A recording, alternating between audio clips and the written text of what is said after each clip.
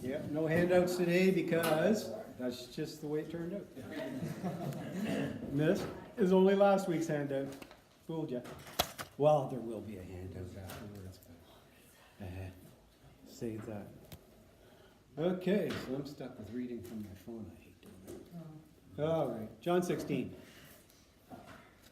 Beely. Let's go on with Beely. Okay. We got John 16, and this one I titled The Belief. Yes, belief. They believe. Imputed by the Holy Spirit. Now we continue with a glorious discourse by Jesus, a really intense illumination on one of the darkest days of Jesus and his disciples. Dark evening of the Last Supper. Evening before his crucifixion. A super intense illumination of the Holy Spirit in our illuminating book of John. Yep. An illumination greater than in any other book in our illuminating Bible. An illumination from the light of the world himself, which you remember from John 8. An illumination of a different light now, huh? An illumination of an equal light. To continue in that glorious illumination of the light. An illumination of the Comforter. Comforter, yeah. Of this extremely difficult world, the Comforter. Oh, look, I got a Comforter here. Or, well, a comforter of his disciples at any rate. And not so comforting for those who are not his disciples. For they are now discomforted even more, since their sin is illuminated far more widely, according to Calvin. Illuminated through the witness of the church, according to our methodical Methodist C.K. Barrett. However, that is a pretty serious minimizing, a dimming of our Holy Spirit illumination if you judge by current Methodist standards. Yep, they're kind of called the United Church of Canada now. Still, many non-disciples really don't care all that much about their sin, despite that universal illumination. And even a lot of his present disciples do not care a whole lot as much as they ought to about their now more illuminated sin. And that indifference is entirely the result of our own indolence, according to Calvin. Which means that you are either a slug or a sloth about your sin, that you are growing at a snail's pace. So here we have Jesus preparing his disciples for some really dark days ahead, preparing them for some super troubling days ahead, closing his heartbreaking discourse with, "But take heart, I have overcome the world," verse 33. As if he had overcome the world already, huh? Well, no, we know that was just a wee bit of hyperbole now, don't we? It's a small exaggeration. He had overcome sin and death already, but not exactly the world. However, it was pretty much a done deal at this point. Yep, the Jewish officials had already conspired against him, and Satan had already entered into Judas, remember? And Satan was about to enter that palm-waving crowd. Yep, that palm-waving mob as well. That same stupid mob that was looking to crown him earlier is now looking to crucify him.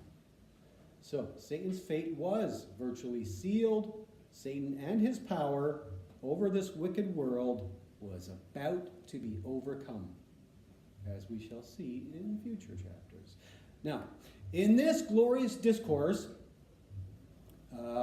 we have some pretty mind-blowing statements from Jesus, many of which we have heard numerous times already, such as 1.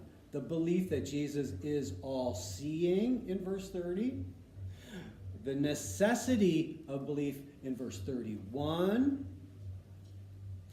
the belief that the Father is strangely with Jesus in verse 32, although this is not quite as strong as a statement as being in the Father, it is still relevant because Jesus is addressing the issue of the Father being with him after the cross, far beyond the grave. And then there was something called an egalitarian statement from Jesus as well, that all that belongs to the Father belongs to Jesus as well, which is a statement which makes him equal. Something we addressed at length in chapter 5.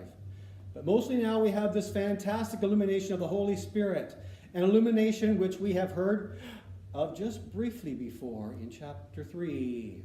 An illumination of a person whose whole purpose is to bring glory to Jesus, according to Carson.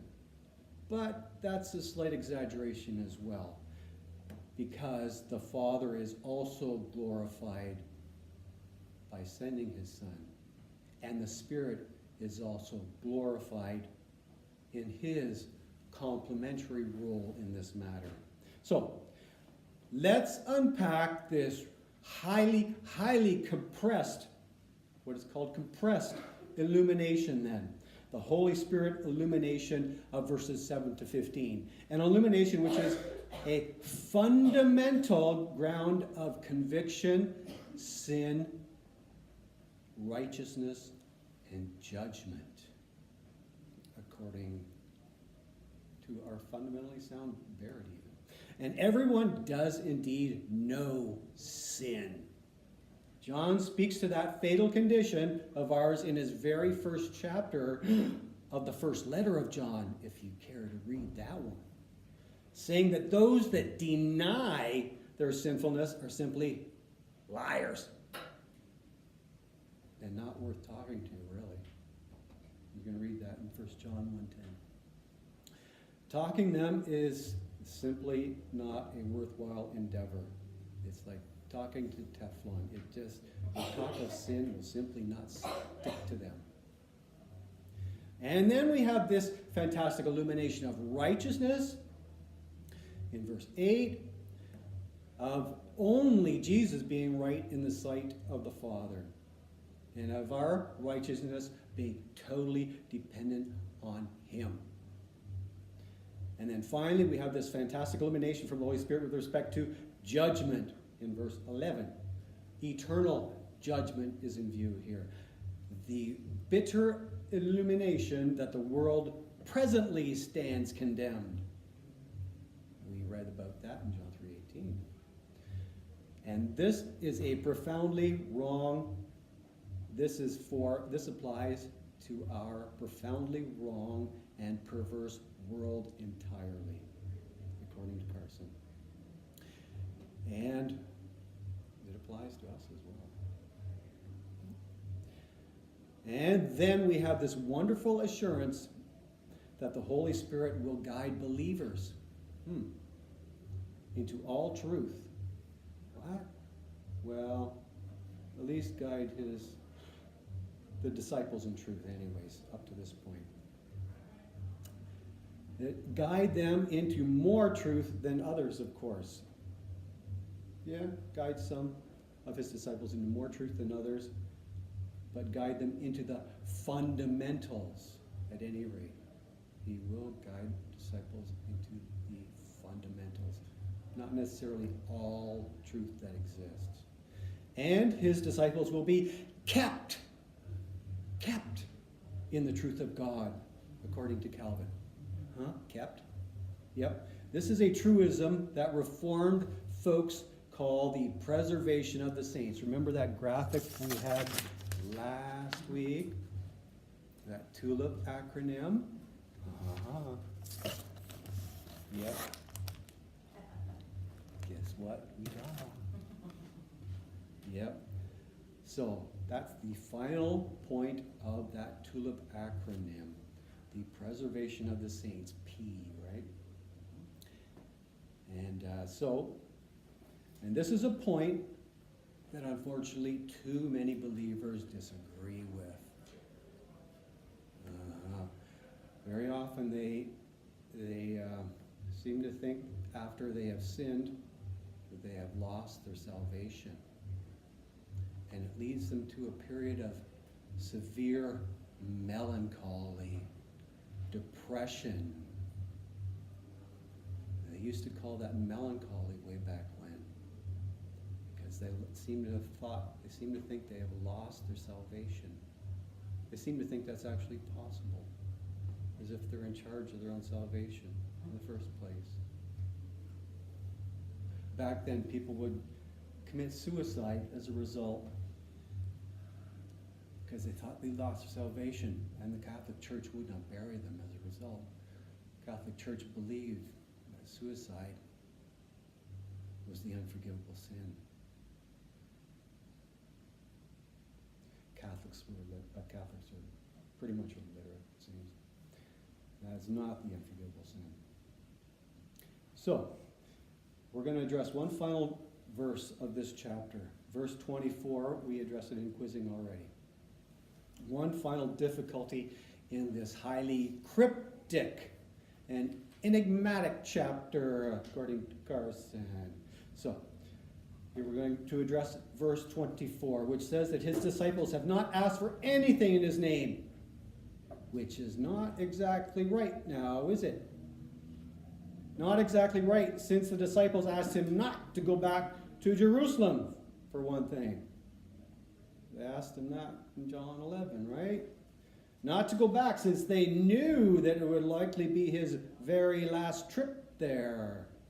And beyond that, they were not all that interested where he was ultimately going. And that is suggested in verse 5, that they were not all that interested in where he was going after he died. So it's not a contradiction of chapter 13:36 or 14:5 as you might think it is. They were not interested in that aspect.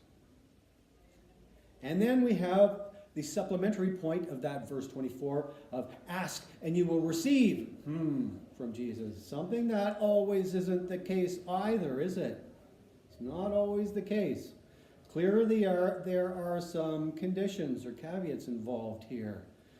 And some people suggest that maybe there's a distinction in there between asking for answers from Jesus or in asking for stuff from Jesus. But Jesus says to ask in my name, which suggests ask on my behalf, as if we actually know what is in his behalf. Although we don't always, and so our prayers are not always answered. Regardless, final point of verse 24, which you mentioned already, that the joy will be complete. Complete. Well, now there's a word that is often translated as perfect.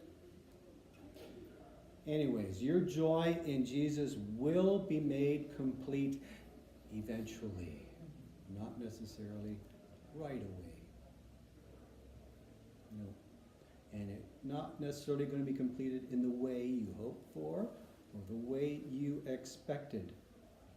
But it will indeed be made complete. Just like those varied rooms, those many, many rooms that were promised to us will eventually be made complete.